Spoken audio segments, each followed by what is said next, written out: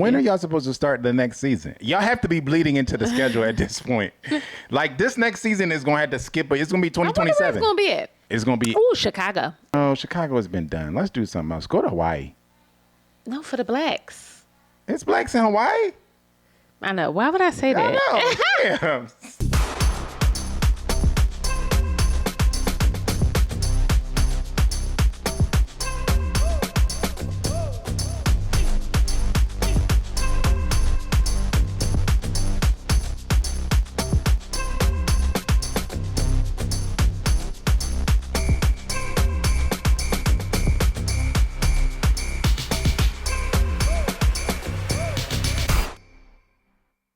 Hello, my loves. Welcome back to our channel. Thank you so much for joining us again.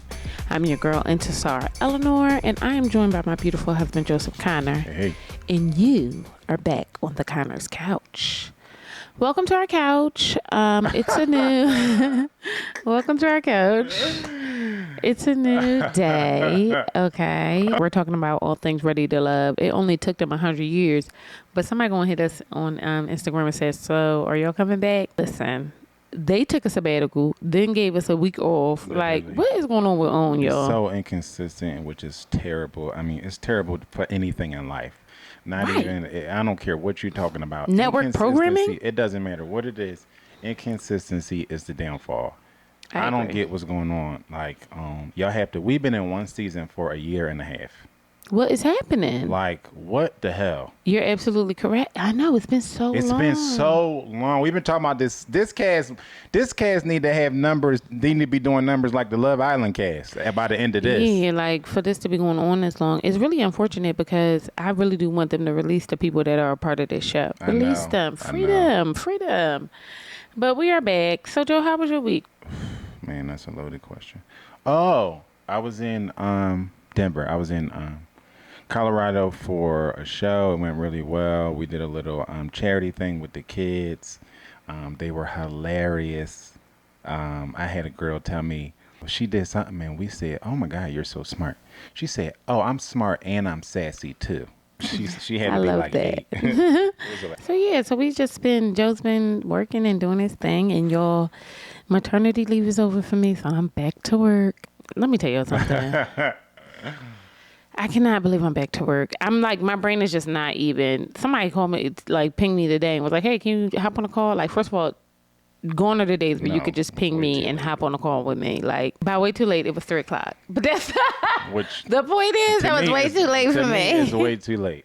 Don't it was way too late. 3 o'clock on no coast. It's just been so weird going back to work. And shout out to my job. I have such a supportive boss, and she just told me, like, listen, take your time, block your calendar, do what you need to do to take care of you and the baby. And I just thought that was so loving. And it's so really weird. And this is not like a dig or anything, but it is very weird how men receive you back to work and how women receive you. It's very much a like, okay, let's get down to brass tacks. You need to do this. Oh, this. 100%. When you're talking to a man, when you're talking to a woman, it's like, you'll get there. You know what I mean? Like, let's ease your way in. And it's really unfortunate. It's so clear to me, having gone through this process as a woman and becoming a mother, that men just don't get it. Any man. You know what I mean? Not like your daddy, your uncle, none of them. But you know what I mean? I did have, first of all, true. But I have to say that I've had a very supportive team.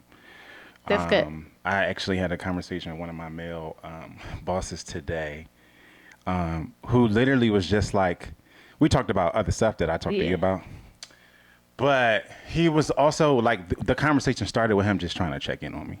Aww. So I thought that was really cool and really supportive. It is. Yeah, because you're right. Like, a lot of people don't get it. Like the gravity of it. Not like don't get it. Like they get that you had a baby. But sometimes like it's so different. It's such a 100%. General and yet unique process. Yeah, and coming back. So it was cool coming back. What your boss said was cool. And then for my guy to say that today is like he was literally just checking in on me. He said, which I also appreciate when people are very candid and very real about the situation. He said, listen, it gets better. I didn't even say anything to him. He said, it gets better. I said, I believe you. I said, she's been doing so well. And then we got to the thing, the doctor shit, they had to cut her tongue tie. Yeah, she had a tongue and a lip tie. Ever since. He said, people like to say, oh, this is the most precious time of their lives. He said, it's not. He said, I was there. It was not the most precious time of their life. They get older, it gets cooler, and then you'll get to the point where you're like, this is actually fun. You know what I mean? So I said, I appreciate that. And I just appreciate them checking. So I really did have a supportive, That's good. supportive crew, and I appreciate that. I feel like dads get it. Like he is a dad. Yeah, you know what I mean? Especially like the older ones. Yes. I, contrary to Joe, or not contrary, but I guess opposite of Joe, I do think these are precious moments, and I think we've really been going through like a lot of. I've been going through grief. I don't want to speak for Joe. I've been going through grief about a lot of things that I've missed out on as a mother, and so now that she's here and she's upset. Him and I had this conversation in the car when we were talking about patience and how I feel like sometimes I feel like I'm the only one who is patient with her. You know what I mean? Like I get worried that people if she's crying or she getting worked up, that's agitating someone. I don't know. I don't want to rush any moment. One, because I don't know if I'm going to be able to have more children. And two, because I lost so much of this process to being somewhere else. I cannot lose these moments with her. Like I can't. So sometimes when we're talking about things and we're having these conversations and it's like, oh, I just wish you could do this or I wish you could do that. It feels like I'm being robbed of time when people speak about babies like that. Like I feel robbed. Yeah, but I don't think people, and the candid part of it, when I say I appreciate the candid part of it, I don't think people are talking about like, the actual precious moments. I think people, you made a good point a while ago before we had the baby where you said like a lot of people don't speak to the hardships that mothers and parents go through. Everybody kind of paints it with this broad brush of positivity. And sometimes it's good to know that when you're in a struggle, you're not crazy. You're not in a struggle by yourself. And that's what I appreciate because especially as a man, like I don't have many conversations like that. Yeah. You know what I mean? I don't have conversations where people are like, it'll get better. Like it'll get easier. Like it's hard. You know what I mean? Yeah. And so it also just kind of tells me that the people close to me see me. Oh, like I understand. Like this is hard. Like I've been a first time parent. It'll get that. Those are words of encouragement. Yeah, because that's the other thing I think that the lead is buried on. Like we're also first time parents, so it's like there's not that there's an extra layer of hardness. I think it's hard all the way around, but I don't know what it is. I don't even know what to do. And that's what I mean. Like, it's hard all the way around, but it is like the infant portion is extremely hard. You know what I mean? My boss Darren said that today. He was like, honestly, this is the part where he said, this is the part where you're just trying to keep them alive. Yeah. He said, you'll get to it. You know what I mean? And so that's the truth. That's the part that I appreciate because sometimes people do brush over it and they don't. You know what I mean? We have some really good close friends. Deja, shout out Deja Riley. Oh my God. Shout out the Lawrences, Deja Jeremy been and holding me down. and Io who check in because they understand that it is hard and it's okay to say it's hard. Yeah. And I need to, I personally need to, because my best friend and my brother has passed and he was always the person that I leaned on as far as advice for hard things in life, right? Yeah. And being, especially the way that our experience was extra special and extra hard because of the illness that we had to have an emergency C-section because of the illness that my wife had. So I also just haven't had a lot of conversation with individuals that I'm close to, especially men, who can even share in the conversation and in the experience. And so when I say I appreciate it, it's not to overlook or rush the sweet moments, because there are, of course, many of sweet moments. But it's that it's refreshing to talk to somebody who understands that you're going through some hard shit, and this is it's very hard. You know what I mean?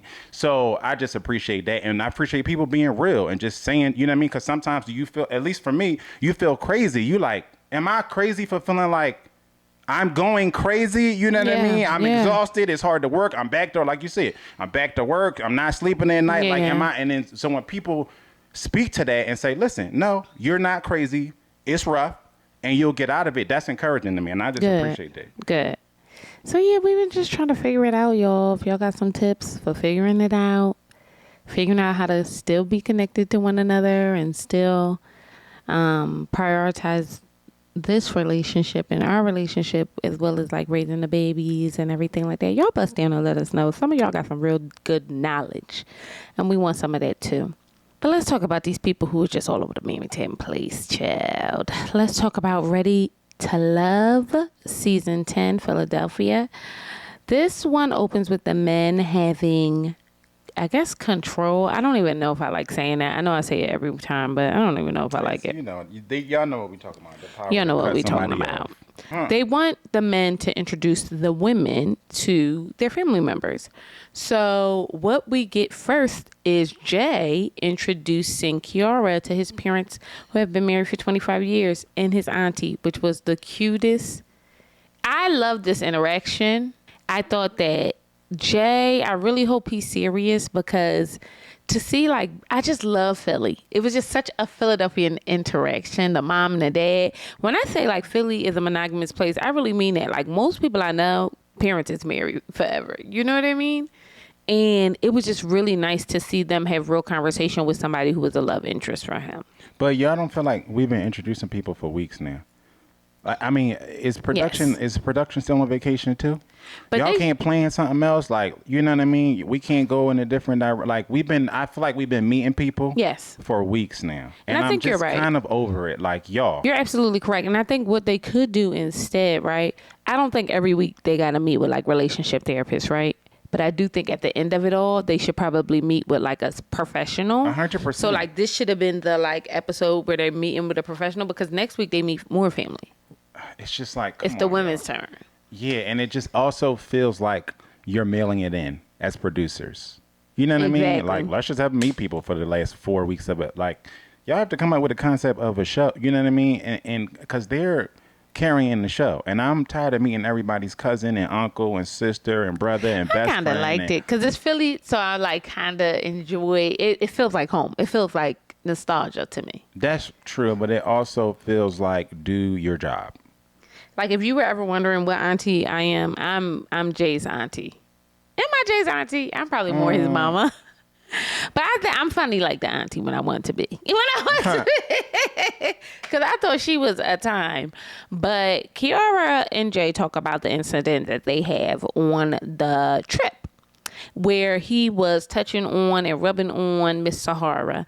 And they tell the story, and the mother's takeaway is that, you know, she can't be an avoidant in these situations. Like if he's upsetting you or whatever the case may be, she needs to be able to communicate that. But I felt like that is true, right? But what is first true is that your son can't be in the streets touching on women. Like, why is that not the first thing we say? Because we in a process where everybody is dating 20,000 people. You know what I mean? This is so already she's saying a weird. to be a little. And I think especially when you're older, this whole thing is like weird. You know what I mean? I can understand being like, I can imagine being 50, 60 years old. Married for 25 married years. for 25 years. And you sit down and you like, wait a minute. So you got multiple connections with Yes. multiple people. Yes. You pulling people for chats. What does that even mean? Like, Yeah. you know what I mean? So I can understand that. And then speaking to something that you do know, like the one thing I do know is you need to communicate through whatever issues that you have Right, in this what weird I thing do that know. y'all having. Because I don't know about dating multiple, because that's also not a thing that they really, you know what I mean? But now I know you got to communicate. You're never gonna make it through anything when you shut down in the face of adversity. Yeah. So that's OG just talking OG to me. I thought it was really. I think that's so important to have these conversations with people who have been married for a long time, because they have a way of making what you're going through feel small. 100%. 100%. I had a conversation with a married friend couple of ours, and I was talking to the husband, and then the wife said something to Zar that made it seem like I was dismissing their issue. Yeah. And then Zar told me, and I was like, nope, that's not at all what I said. Yeah. Or what I was also trying to say. That's what you just said is what I was doing. Being somebody who, because me and Zar have been together, we haven't been married 1,000 years, but we've been together and been dealing with each other since we've been teenagers. Yeah. I understand when some things are just bigger than whatever issue that you're having. Right. And that's what you were that's what you just said about just like, listen, big picture, you can make it through this. And This I is think not that's gonna what she was, the mom was getting and at. you're right. People who have long-term relationship experience tend to do that because they understand big picture. The problem is that can be a good thing or a bad thing. Like a lot of times, like because you've gone through certain things and you've gotten past it, you can make it small. But it negates the fact that it's big to me right now. Like, but it doesn't. That's what I'm saying. It can still legitimize the fact that it's big to you right now, and then also point to the longer goal and the like wider in the future, view this will be so that small. this is, yes, those two things can coexist. It doesn't have to. I should be able to acknowledge that you can make it through this. This won't be the biggest thing you go through, and it's still not be negating your feelings in the moment. I think, yes, I think you're correct in that, but I do think that sometimes when we're having conversations, you know what I'm talking about, when you're having conversations with older people, it's like, oh, well, I experienced it. It wasn't that deep. It wasn't this, it wasn't that.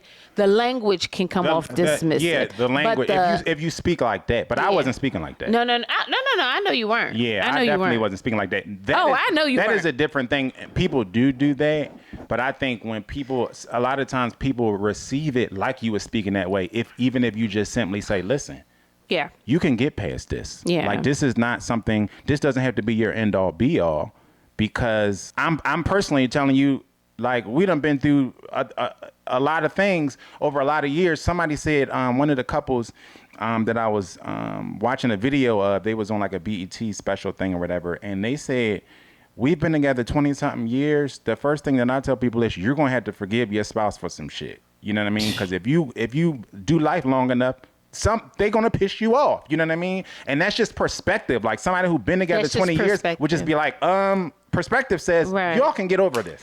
But oh my God, Joe. And we have these conversations with like our friends all the time where, and we have it with you guys, our friends here, where we say like, you just don't have the stomach for this. There is a bit of that in that, yeah, right? Because you're right. Like, sometimes I'm talking to people and I'm just like, it's not that I think what you're saying is small. It's just that from what I know, you're going to have to forgive them for something. Yes. So now you have to make the decision. Is this big enough for you to leave your situation? Yeah. Or do you want to be right and alone, or just happy and with the person that you're with? You know what I mean? Moving on from this moment.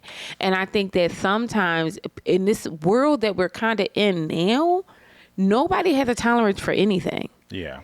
You say something wrong to somebody, you're a narcissist. Yeah. You know what I mean? You do something wrong to somebody, you're a pathological liar, you do that. And so for some people, you are those things. Let's be clear. But I do think that because we have all of these terms, we almost exacerbate every single interaction, sure, and make it something bigger. When in truth, it could just be something like, you couldn't have been mad about it. You know what I mean? Like, everybody's so quick to just jump to some type of broad it's a little diagnosis. Sad. It's so weird today. Well, it's like we're all becoming more emotionally intelligent and emotionally intolerant at the same time. Yeah. That was good. Yeah. Okay, I'm about to say that's my therapist. All right. No, that's true. But in truth, like, the more we go to therapy, the more we like, I'm not putting up with this, this, and this. When in truth, therapy is not necessarily supposed to be getting you to a place where you should be just shunning everybody's behaviors or whatever the case may be. Yeah. Yes, you should be creating boundaries, but it also should be a space where you're figuring out how to provide grace. You know what I mean? Because humans are flawed, and I think a lot of people's relationship block is that the more they work on themselves, the more they think they deserve a perfect person. And I think that not how it works. That is. You wouldn't believe how many people I believe. I talk to them and I'm just like, who is this person you're going to meet? It must be a dog. Yeah. Because the only person you're going to get that's going to love you unconditionally and do all these things and be up under you and all this stuff like that is a dog, is Lassie. Yeah. You know what I mean? So, just really fascinating. Now, Jay and Kiara speak about their 2 children. Well, he has 2 children. Jay has 2 children and Kiara has 2 children. Kiara brings up them potentially meeting. Jay, in his confessional, said, "Baby, too soon." What are your thoughts on that? I don't mind that. You know what I mean? I forget whose grandmammy said this, but they was sitting in front of, I think it was at the Jay and Kiara thing, and they talked about this process, and she said, "Oh, so y'all don't know each other, huh?" Oh, she did. That's real life to me. I say it all the time. When these girls sit up here on these reunions and they, this is my girlfriend. I go hard for you. Don't even know this person. Y'all can't be friends like that. You don't know. You just don't meet somebody, and then after 6 weeks, y'all are best friends. Like, you know what I mean? And so could. Not really. And so I don't mind somebody having boundaries as far as that goes. Like, I think it's too soon for that because we've been watching this show for 2 years, but they at this How point about that? in the show, they have not been dating for 2 years. It's literally not even been a season. Like, by season, I mean like fall. Yeah, like in real time, they have not spent that much time together. So, bringing kids into the situation, you definitely got to do that at your own pace. So let's move on to Rose meeting Hussein's cousin and brother, George and Gerald. Rose meets these people with Angie, but she shows up first, and she drops a bomb on the table, which I didn't feel like was a bomb, but my husband told me otherwise. Why wouldn't it be a bomb? I don't know. I come from, my parents were divorced. So if my mom went out and decided not to tell, like, I have 3 kids, you don't need to know who the daddy is or what he doing or whatever like that. So I think I'm thinking about it from that perspective. I think you're thinking about it from the perspective of she's a woman. And if she was a man, you would think that it was an omission, which you call a lie, and you would think it was a bomb. But so let me say this. You would. Let's say he had a baby mother and the baby mother was incarcerated, right? Mm-hmm. And he's the primary parent.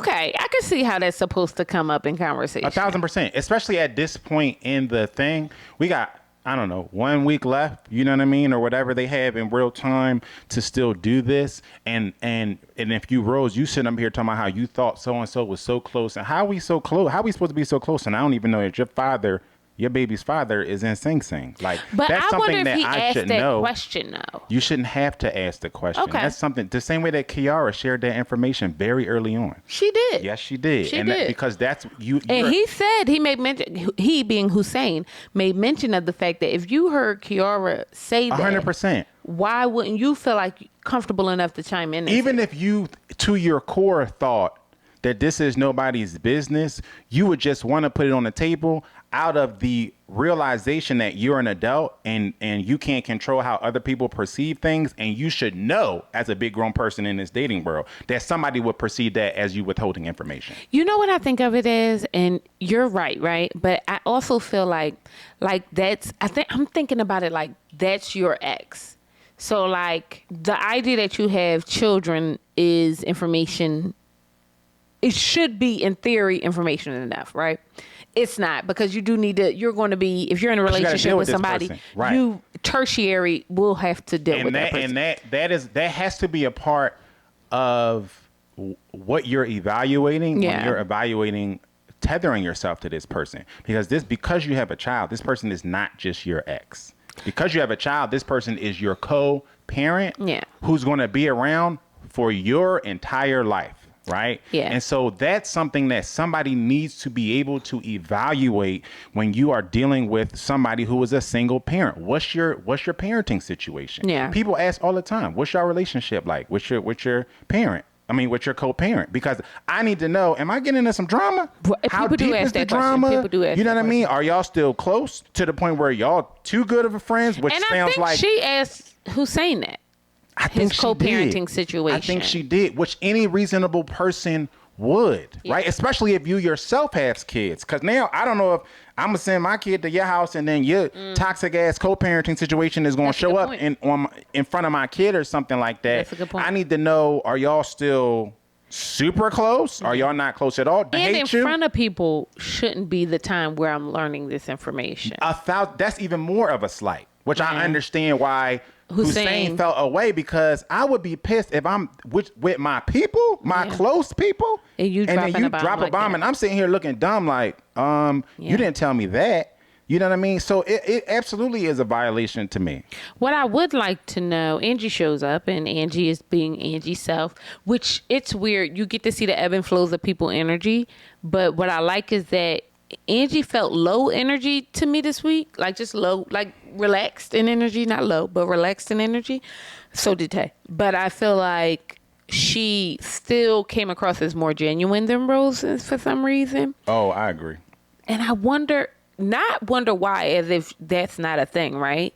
Like her being more genuine. I wonder why the men felt more of an affinity towards Angie over Rose. I think Angie gives that off permanently, like all the time, especially in comparison to Rose. Like I think Angie just has a much more warmer, down to earth energy about her, genuineness about her than Rose does. Rose seems like she would be a very nice person if you met her. Don't get me wrong, right? And I think most people wouldn't find a problem, especially just meeting her. But she does often feel like forced, or just like a chameleon. That's what I meant. That's what I meant. You know what I mean? Forced. Like she's just going to and bend for the some shape. things that could be great, but then in other It's spaces it never could great feel. to me. Yeah, because it feels fake. It feels like Mystique. Yeah. From Yeah. X-Men, if Yeah, y'all don't it feels know. like that. And I think most people, even if they can't articulate it, don't love that type of energy. Well, yeah, it's a bit of mirroring going on there. I feel like matching the energy in that way and the vibes, it could get a bit weird. So they asked Angie as well her relationship with her son's father, and she said we good co-parents. You know what I mean? It just didn't work out. My last relationship was 7 to 8 years ago.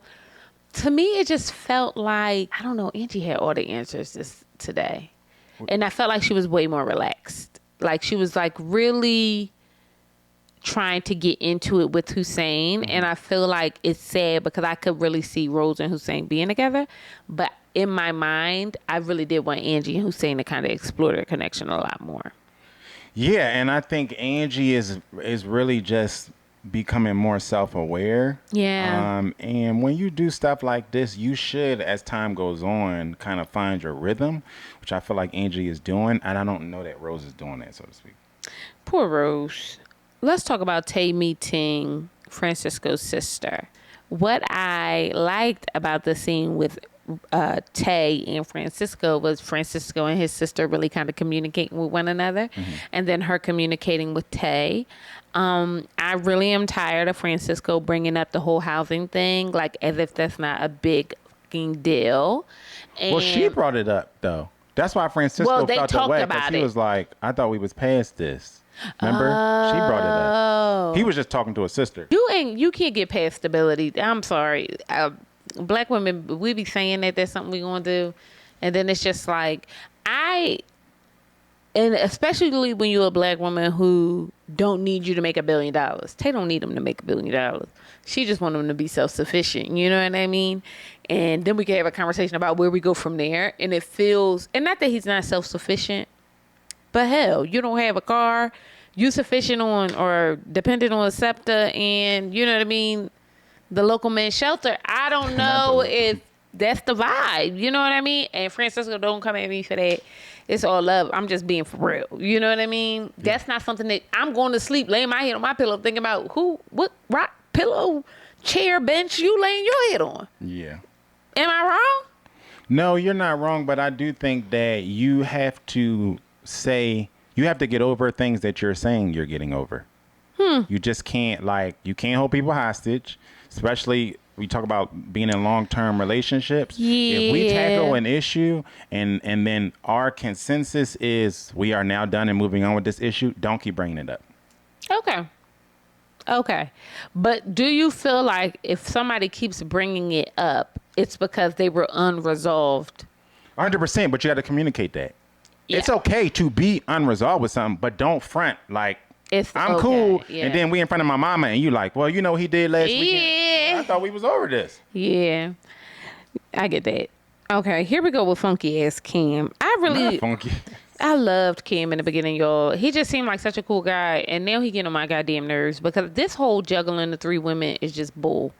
You know what I mean? Like, he really reminds me of one of those men who will treat you like mess because he done with the relationship, but he wants you to be done first. He wants you to say, we're done. You know what I mean? Yes, I know what you mean. I don't get that from Cam, though. I just think Cam Why would you be stringing these women around? And you know you don't like all these women. But you can't say you stringing them along when you on a show where you supposed to date 1,000 people. You can't say that. He's just being a part of the process. The only thing is that's mind-blowing to me is the people that he still keeps in this process, like a Sahara, which is just mind-blowing to me. I can't believe Sahara is still in this situation. This is like... She is the big craziest underdog. Somebody, if this joint was a biggest betting line, somebody would be rich off of this. The fact that Sahara is still here, coming up on the last days of Ready to Love, I would have never guessed that. It's just so fascinating. I wouldn't have guessed it either. I also feel like it's so weird. So we meet Cam's niece and sister. No, she looked like his sister, but it's his cousin. Oh, niece and cousin. Mm-hmm. We meet his niece and cousin. Immaculate young women, okay? And this is not a dig on Sahara, but you come from a family like that and you like the Saharas of the world?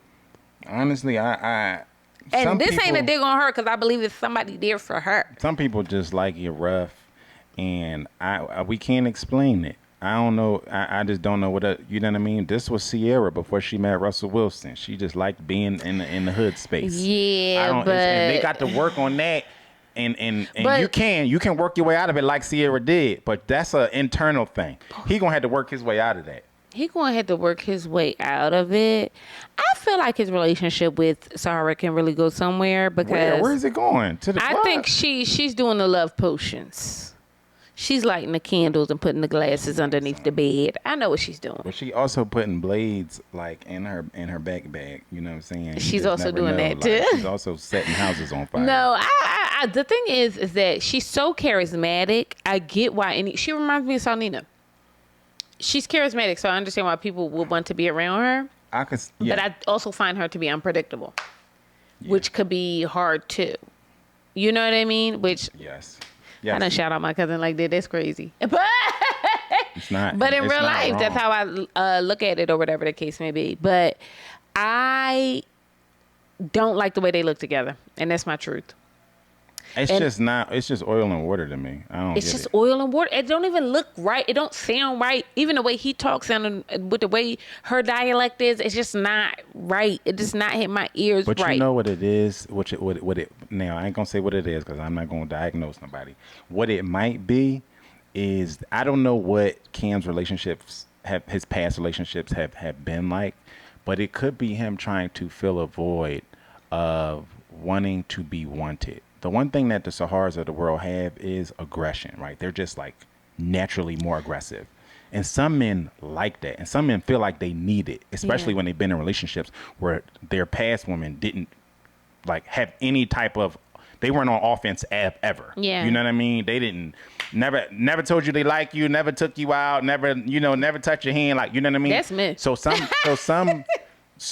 men tend to overcorrect. To the point where they'll be with somebody who you like, what are you doing with her? And it's just because she want him. Yes.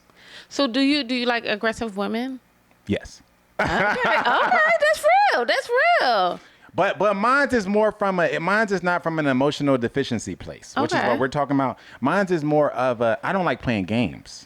You know like what I mean? Okay. Tell me what it is. I don't like the. I don't you know like what I mean? games. Do you like me? Do I? Are we going together or no? Because I don't have time to play the games. I don't want to chase. I don't want to do I just want to know what it is. So now we can just be in relationship, right? Okay. And I'm coming at it from a different place. I don't think he's coming at it from that place. But you know what though? There's something to that because I'm not aggressive, but I'm very much assertive. 100%. You're not going to come over here and waste my time. Yeah. You're going to provide. You're going to do this. You're going to do that. If you do not want to do that, you can leave.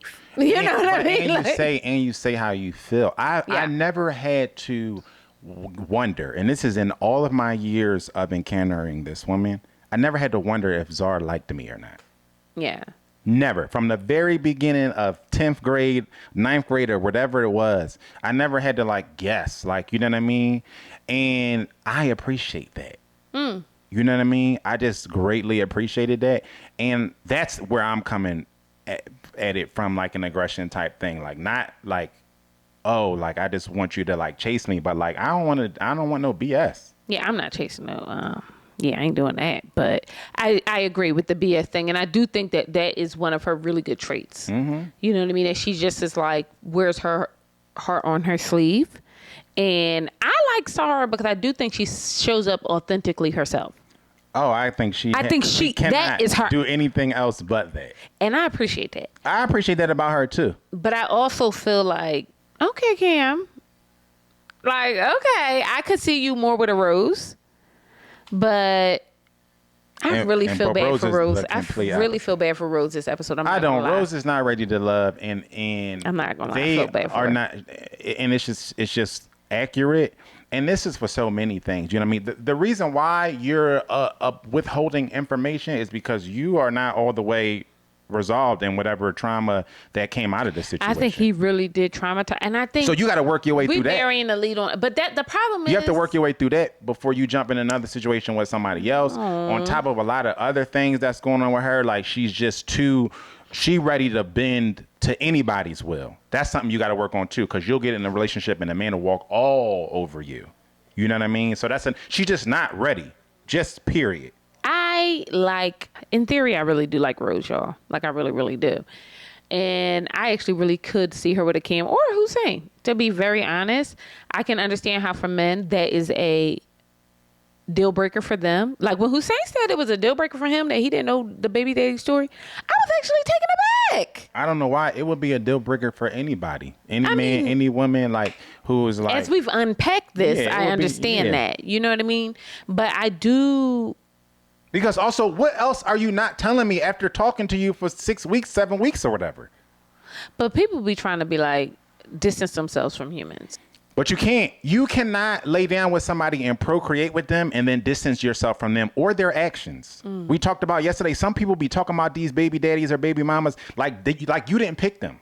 You're an adult. You are an result of your choices. Right? So you cannot ever, especially when you bring a human into the world, you can never divorce yourself from this person and their actions. You don't think you can outgrow it? You can personally outgrow it. You can personally be done with them, right?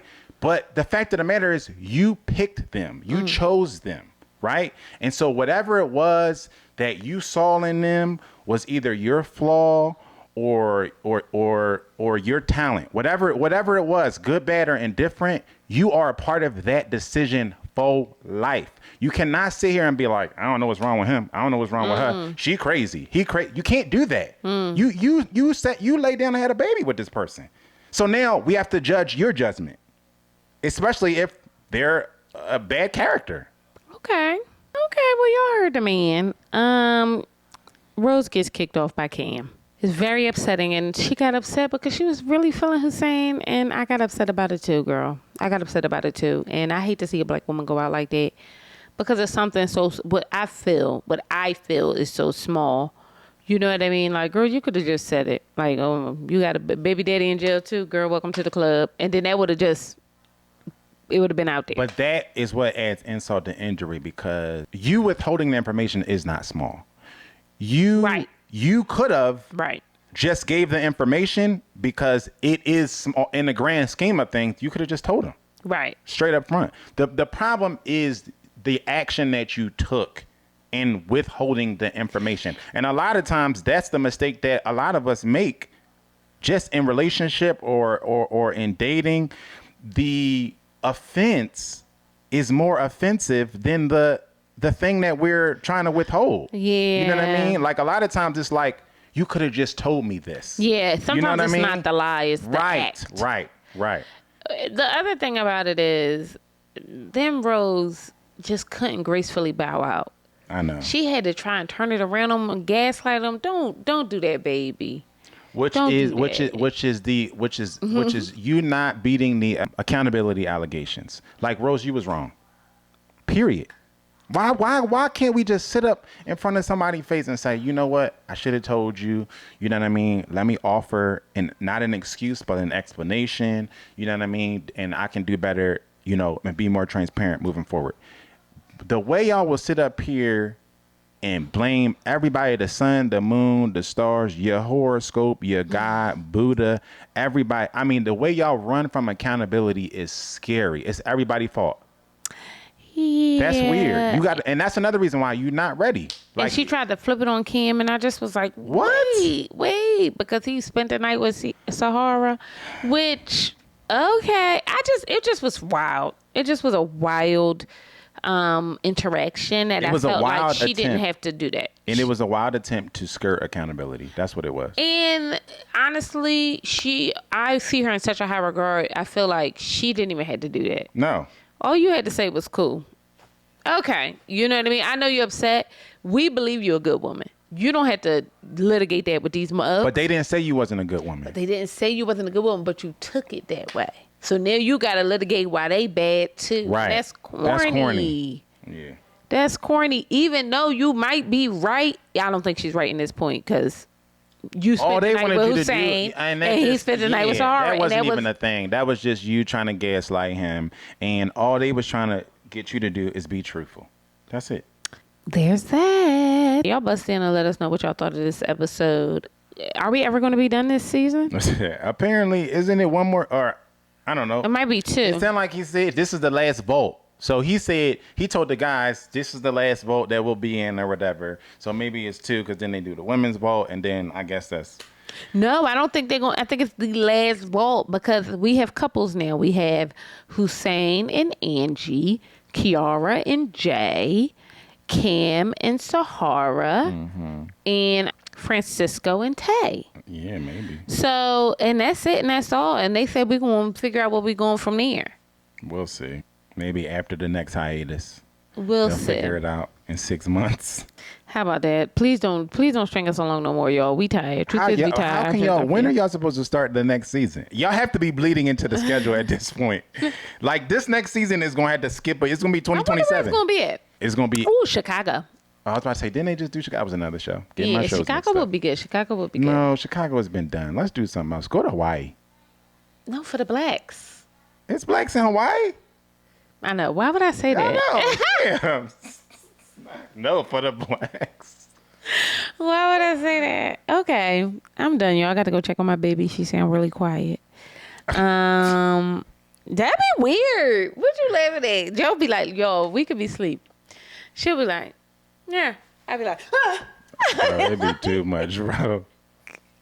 I can't regulate because I'm literally trying to not get into a deep sleep because she may need me. I got to go pick my baby up. She got terrible acid reflux. The problem with that is she makes noises all day long. I know, for no especially reason. at night. Especially when she sleeps, she'll just make random noises. When she cries, but most of the time she's just making noises. Yeah. Zar's waking up on like, I do. Bro, she does this all the. She does it all the. Even during the day, she does it. But we turned on our camera last night, and she's still in the room with us. But we put the camera with a bassinet because I thought it would give me some peace of mind, and I think it worked. Maybe so. Because then I could just look and see, yeah. Okay, she just need her pacifier or she just need this. Because a lot of times she just cooing and moving her head. But mother, let me tell you something. When he said you got to keep this baby alive. That's what he said. All right, that's what we trying to do. We just trying to be a success. Yeah. So, y'all know we teen parents. Bust in, let us know. Buy us a coffee, okay? Our link is in the bio. Oh my God, the coffee link, share. Yeah, come on, because we out here, we get a coffee every day because we got to have time alone. We need 15 minutes to talk to ourselves. And we also need caffeine. I almost had 2 cups of coffee today for the first time in my life. I thought about it, and then I said, no, I'm just going to do a matcha because I'm not going to be that person. But I needed it real bad. I know, right? Oh, and we took afternoon coffee drinkers, too. So we try not to do them in the morning. Just pray for your friends, y'all. Pray for your family. Let us know how y'all felt about this episode of Ready to Love. Bust down. Did we say anything you ain't feeling or nothing like that? Let us know. I'm your girl, Zar Eleanor. This is my beautiful husband, Joseph. And thank you for coming to the Comments Couch. Bye.